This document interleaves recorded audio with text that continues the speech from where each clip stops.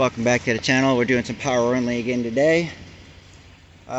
Usually most of the power only guys that transport RVs out of Indiana and such, like, you guys are picking up brand new campers. Everything's supposed to be perfect. Like, the stuff I do is more private based, you know, moving campers that have been sitting for quite some time. So your tires are usually flat on these or really low, so you're gonna have to invest in like some sort of onboard air. This is a old 12-volt Puma. Works great. It's got a 100% duty cycle, so I can run basically non-stop. I might have to throw, yeah, I'm gonna have to get a small strap for that. That's not gonna work. That's all loose. That should be all right. I'll fix that, strap that real quick. This is a hideout by Keystone. The tires were at like 40 when I got here. I now aired them up to 60 because max is 65.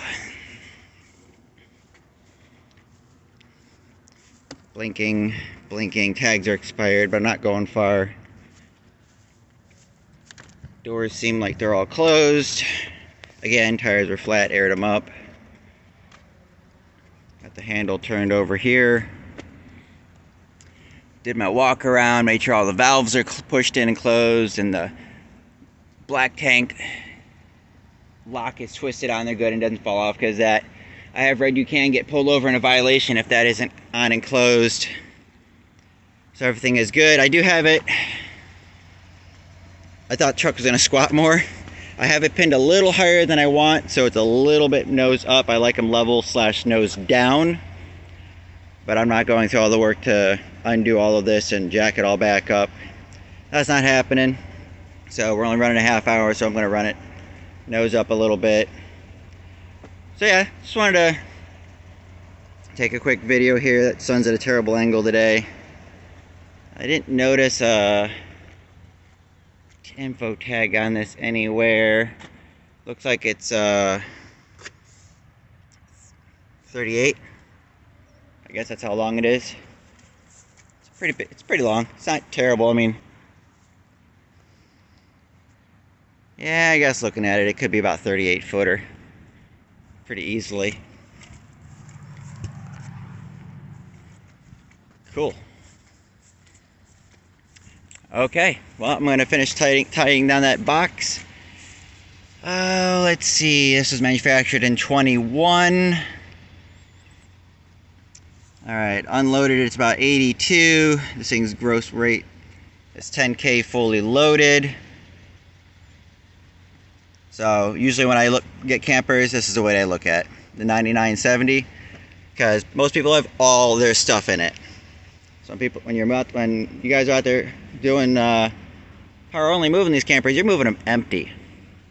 When I move them, these people have lived in them for weeks, days, and years. All their kids' stuff is in them. All their parents' rocks are in them.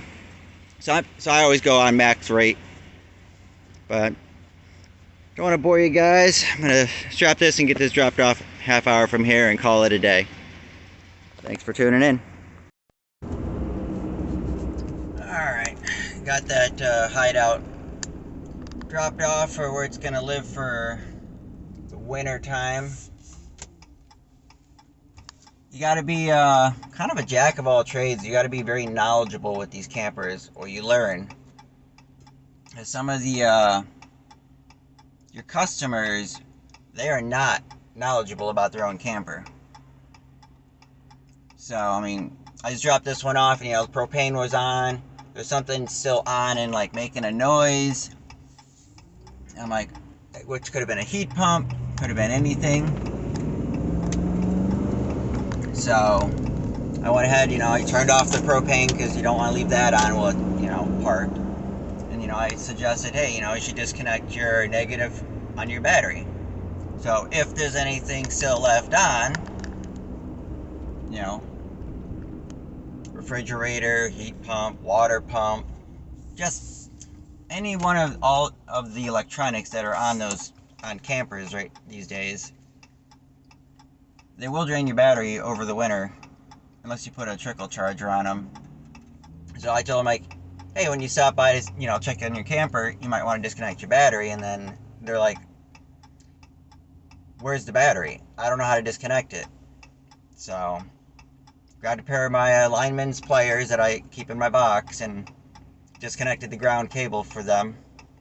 I sent them a picture, you know, pointing at the negative post on the battery, so they have a reference for next year to hook it back up, which will be me more than likely.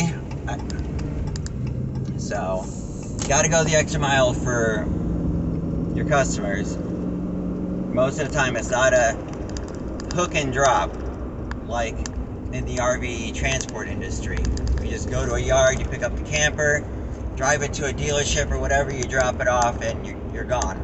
They're empty. There's no propane, there's no batteries, which is why your RV transporters have to carry that, you got to carry that portable battery. So you got that going on. That's why they always say, hey, as part of your gear, you need a portable battery so you can supply power to the camper for like your 7-pin, for your brakes and such, for your breakaway. That's why those dealer campers, they're when that sticker on just says dry weight, it's dry. It's off the factory floor. When I pick them up, they're not. Full propane tanks, batteries, probably still some water left in the gray or the black tank, and any other personal belongings, you know, shoved in the cubbies and the storage. And so there's a whole lot of extra little things to be mindful of when you're doing the private side, like I do for the most part. I've never done any dealer to dealer or anything like that. Everything I do is basically private based. I've kind of built up that clientele for that. Does one pay better than the other? No. You know, I still run $2-3 a mile. I won't run less than $2, unless it's, you know, a direct customer and they're on hard times like everyone is. Maybe they can twist my arm to $1.80, but no. I had a guy that wanted me to pick up a trailer, just a car trailer. It was only going maybe an hour or 2 hours. Wanted me to do it for $1.60 a mile. I'm like, no. 2 to 2.5. I ain't doing it for no $1.60. And he's like, oh, I got a guy that does it all the time for $1.60. I'm like, that's not my problem. I ain't running that cheap. So he knows that ahead of time. He kept my information. He's like, if anything pops up and, you know, I need a third party, he's like, I'll call you. I'm like, fair enough. You know my rate. So, yeah, I just wanted to end the video with that little tangent there, and